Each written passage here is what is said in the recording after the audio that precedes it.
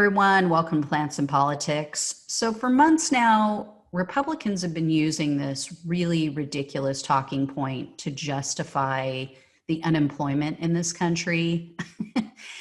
Both Trump administration officials and GOP lawmakers, like people like Ted Cruz, were out there in the media saying that, if we just take that extra $600 in unemployment benefit away from these lazy Americans, they'll all get off their asses and get back to work. It's not that there's no jobs. It's not that the economy isn't coming back and business isn't great and booming. It's just that people are lazy. They just don't want to work. Well, that insane, ridiculous myth has officially been debunked. Economists at the Federal Reserve Bank of San Francisco conducted a study, and Business Insider just reported on it. And what they found is that although the extra $600 helped workers to pay their bills and keep their heads above water, the vast majority continued to seek and accept employment when offered. And they determined that there was a certain financial threshold that would need to be met in order for people to stop looking for work or to refuse to return to their old job. So they referred to this as a reservation benefit, and it varied quite a bit. So there were people who, yes, this did affect, and there's a good reason why. So it varied based on a person's job and income level. For example, food service workers were the least likely to accept a job and the most likely to reject a job offer while receiving the $600 plus up on the unemployment benefits. And teachers they said basically they would have to receive an additional $1,000 per week in order for them to consider abandoning their search for a new job. It's obvious and evident why people who make less money are naturally not willing to sacrifice their life for little to no benefit. I mean, who would? Why would you? And why should you have to? I mean, food service workers are the most at risk next to health workers, right? I mean, health workers, yeah, they're coming directly in contact with people who are ill, but food service workers are also on the front line serving people and coming into contact with the public the most. So the researchers concluded that, quote, the primary impact of the UI supplement was to provide the income needed for households to make essential purchases and payments, thereby helping to sustain overall economic activity and employment.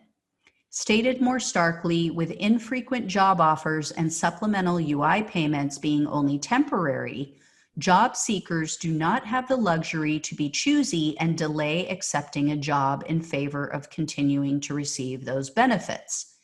So yeah, it makes sense. I mean, everybody knew, not only does everybody in this country know that their unemployment benefits end at a certain point, because it only goes on for a certain number of weeks, but that extra $600 had a hard and fast end date.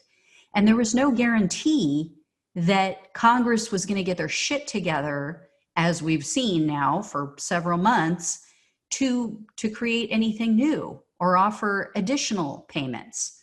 We all knew that this was the case. And all you have to do is look at the unemployment numbers, which haven't plummeted as they said they would since that $600 payment stopped at the end of July.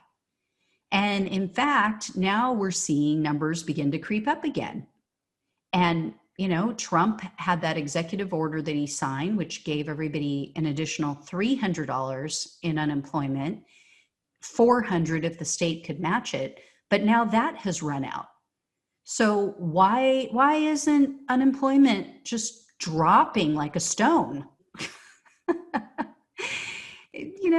It's so stupid. These people, if they would just be honest, maybe we could trust them again, but they just lie. They just lie to cover for their failures.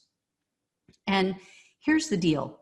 We also have recent data from Yelp, which shows that 60% of all businesses on their site that shut down due to COVID have now permanently shut their doors. So in their recent economic impact report, Yelp stated that as of August 31st, nearly 164,000 businesses had closed due to the pandemic. Out of that 164,000, almost 100,000 said they will not be reopening at all. 97,966 to be exact. And in fact, the number of permanent business closures has increased by 34% since mid-July. So wait a minute. I thought Republicans said it was just lazy Americans. People just didn't want to work.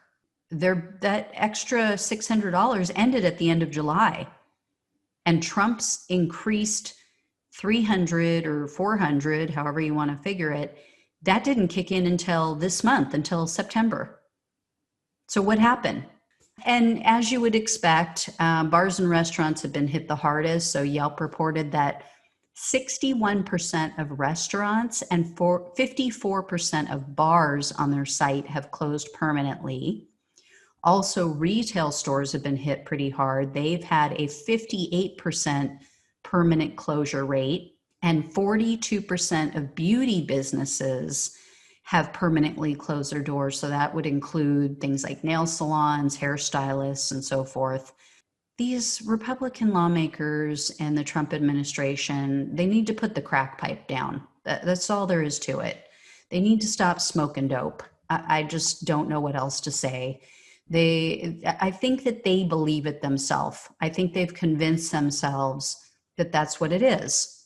I think they've been drinking Trump's Kool-Aid so long that they've all become pathological liars, or maybe they already were, and he's just given the green light. But yeah, it's not because people are lazy. It's because they don't have jobs to go back to.